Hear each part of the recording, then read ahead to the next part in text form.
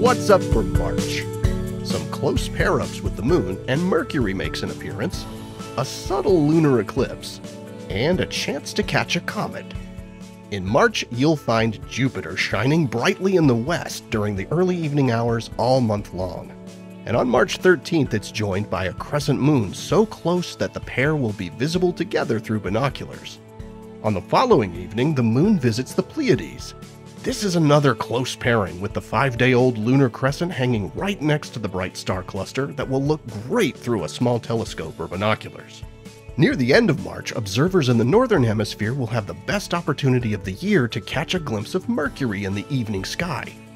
Look for it shining brightly low in the west following sunset. Overnight on March 24th and into the 25th, the moon will pass through the outer part of Earth's shadow, creating a faint lunar eclipse called a penumbral eclipse. Now, the more spectacular variety of lunar eclipses happens when the moon passes through Earth's inner shadow, or umbra. That's when we see a dark bite taken out of the moon, or in the case of a total lunar eclipse, a reddish so-called blood moon. Penumbral eclipses cause only a slight dimming of the moon's brightness, so if you're not looking for it, you might not know there was an eclipse happening. But if you glance at the moon early in the night, and then later around the peak of the eclipse, you might notice the difference in brightness. Even faint lunar eclipses like this one are always accompanied by a solar eclipse either a couple of weeks before or after. And on April 8th, a total solar eclipse will sweep across the US. We'll tell you more about that in next month's video. There's a comet making its way into the inner solar system that's already visible with a telescope and might start to become visible to the unaided eye by late March or in April. It's a mountain of rock, dust, and ice several miles wide named 12P Pons Brooks.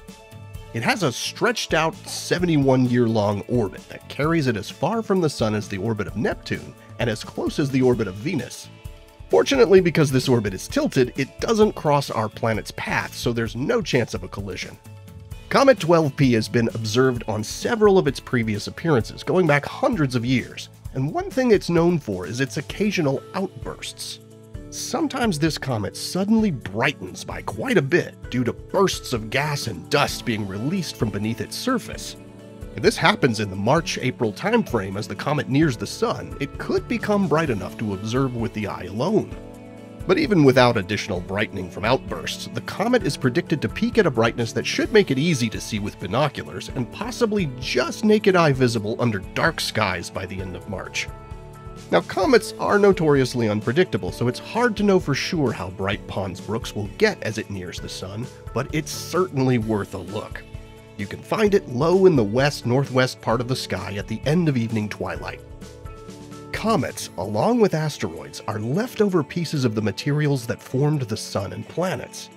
So catch a comet and glimpse one of the building blocks of our solar system with your own eyes. Here are the phases of the moon for March. Stay up to date on NASA's missions exploring. Thanks for watching Space Wonders 319. Please subscribe to our channel and also like and share the video.